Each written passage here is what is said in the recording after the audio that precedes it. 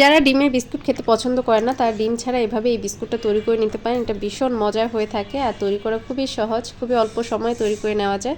আসসালামু আলাইকুম, আশা করছি আজকের রেসিপিটা আপনাদের ভালো লাগবে। যদি ভালো লাগে অবশ্যই একটা লাইক দিবেন, আর যারা এখন আমার পেজটি ফলো করেনি প্লিজ ফলো করবেন। রেসিপিটি তৈরি করে নেওয়ার জন্য প্রথমে আমি 1 কাপ পরিমাণ আটা নিয়ে নিয়েছি, আর নিয়েছি 1/3 কাপ পরিমাণ সুজি, দিয়ে দিচ্ছি 1 প্যাকেট গুঁড়া দুধ। এতে করে এই বিস্কুটটা খেতে আর বেশি ভালো লাগে। এরপর দিয়ে দিচ্ছি পরিমাণ মতো লবণ, দিয়ে দিচ্ছি 2 টেবিল চামচ পরিমাণ রান্নার রেগুলার তেল। এবার হাতের সাহায্যে খুব ভালোভাবে মিশিয়ে নিব। যতক্ষণ না পর্যন্ত তেলটা খুব ভালোভাবে আটার গায়ে মিশে যাচ্ছে সেই পর্যন্ত হাতের সাহায্যে খুব ভালোভাবে মিশিয়ে নিতে হবে। চেষ্টা করবেন এই কাজটা হাতের সাহায্যে করে নিতে। যখন খুব ভালোভাবে তেলটা আটার সাথে মিশে যাবে সেই পর্যায়ে হাতের মাঝে কিছুটা পরিমাণে আটা চাপ দিয়ে নিলেই একটা দলাকার বলের মতো তৈরি হয়ে যাবে, আবার আঙুলের সাহায্যে চাপ দিলে ভেঙে যাবে। সেই পর্যায়ে বুঝতে হবে যে তেলটা খুব ভালোভাবে আটার গায়ে মিশে গেছে। এই পর্যায়ে আমি চিনির একটা মিশ্রণ তৈরি করে নেব। এখানে আমি 1/3 কাপের চেয়ে কিছুটা কম পরিমাণ চিনি নিয়েছি, তবে মিষ্টিটা আপনাদের পছন্দ অনুযায়ী নিয়ে নেবেন। আর দিয়ে দিচ্ছি সামান্য পরিমাণ পানি। এই পানির সাহায্যে চিনিটাকে মিশিয়ে নিব। আর এই চিনির পানিটা দিয়ে আমি আটার সুজির যে মিশ্রণটা রেডি করেছিলাম সেটা দিয়ে একটা পারফেক্ট ডো তৈরি করে নেব। অল্প অল্প করে চিনির পানি দিয়ে আমি ডোটা তৈরি করে নিচ্ছি। আর চিনিটাকে একদম গলিয়ে ফেলা যাবে না, একটু একটু আস্তে থাকতে হবে, কারণ চিনিটা একটু আস্তে থাকলে এই বিস্কুটটা যখন আপনি ভেজে নেবেন তখন চিনি দানাগুলো একটু উপরে ভেসে থাকবে, দেখতে খুবই সুন্দর লাগবে, খেতেও ভালো লাগবে। আমার পারফেক্ট একটা ডো তৈরি করা হয়ে গেছে। কিছুটা টাইট একটা ডো তৈরি করে নিয়েছি, দেখে বুঝতে পারছেন। এবার এটাকে 10 মিনিটের জন্য সেট হতে রেখে দিব। এরপরে এটা দিয়ে আমি 2টা লেচি কেটে নিচ্ছি বড় আকারের।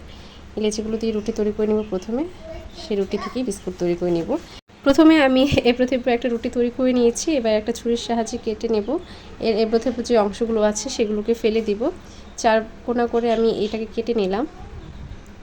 কিভাবে এই কাজটা করে নিচ্ছি সেটা দেখেই বুঝতে পারছেন, খুবই সহজ এটা তৈরি করে নেওয়া।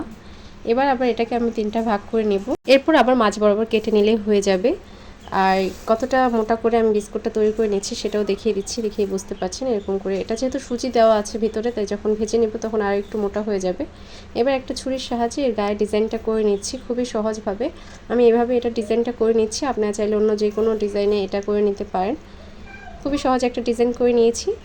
আর এই একইভাবে আমি সমস্ত বিস্কুটগুলো তৈরি করে নেব। তৈরি করে নেওয়া হয়ে গেলে এগুলোকে ভেজে নেওয়ার পালা। ভেজে নেওয়ার জন্য চুলায় একটি প্যান বসিয়ে নিয়েছি, আর তাতে দিয়েছি পর্যাপ্ত পরিমাণ তেল।